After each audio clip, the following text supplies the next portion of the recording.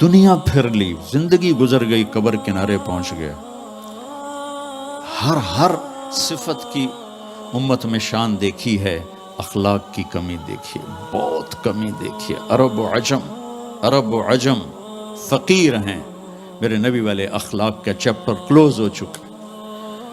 یہ اسلام کا سب سے مشکل چیپٹر ہے۔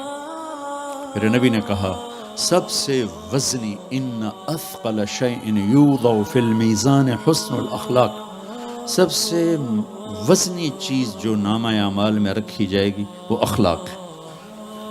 لقمان علیہ السلام کا فرمان ہے کبھی چپ رہنے پہ نہیں پچھتایا، ہمیشہ زبان کے بول پہ پچھتایا۔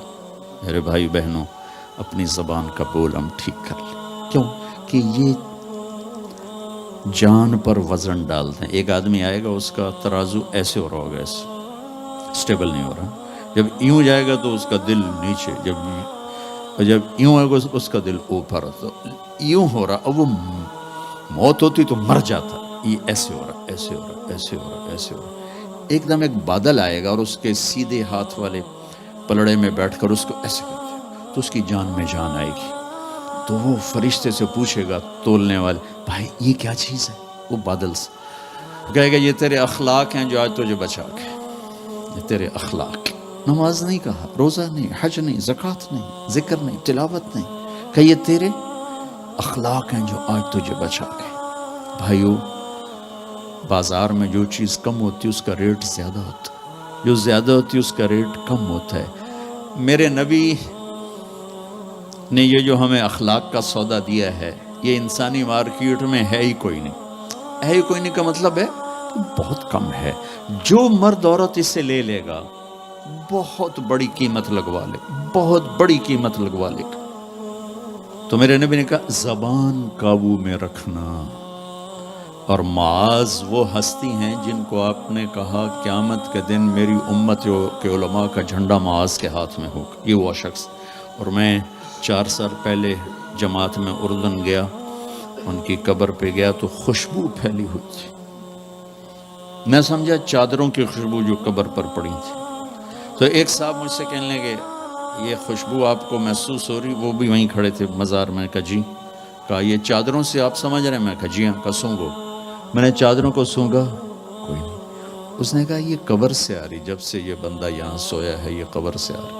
18 ہجری میں، 18 میں 1434 میں گیا، 1416 سال ہو چکے ہیں اور اس بندے کی قبر سے خوشبو آ رہی، اتنی بڑی ہستی۔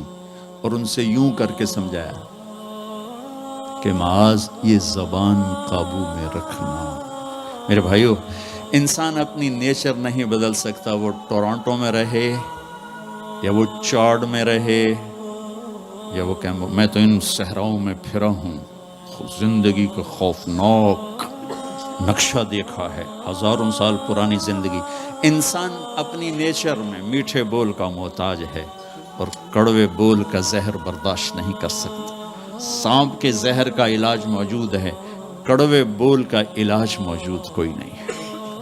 تو ان سب مستورات سے اپنے آپ سے کہتا ہوں، وہ اپنی زبان کے بول کو میٹھا کر لیں، خاص طور پر رشتوں کے آگے، ماں باپ کے آگے، بیوی کے آگے، بیوی خاوند کے آگے، اولاد ماں باپ کے سامنے، ماں باپ اولاد کے سامنے۔ اپنی اولاد کو بھی عزت دو۔ میرے نبی نے کہا اکرموا اولادکم، اپنی اولاد کو عزت دو، وہ لوٹ کے تمہاری طرف آئے گی۔ بہت سے بچوں کی نافرمانی میں ماں باپ کو دخل ہے، شدت، زبردستی، سختی۔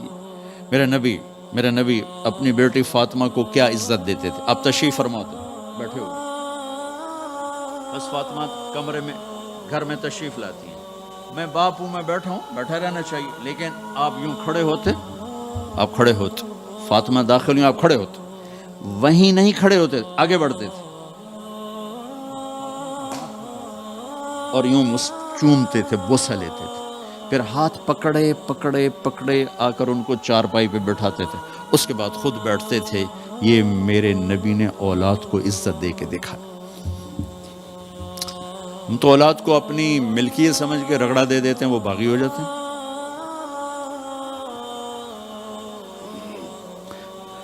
رشتوں میں زبان کا استعمال، تعلق میں زبان کا استعمال، یہ انسان کو اونچا اور نیچا کرنے والی بہت بڑی چیز۔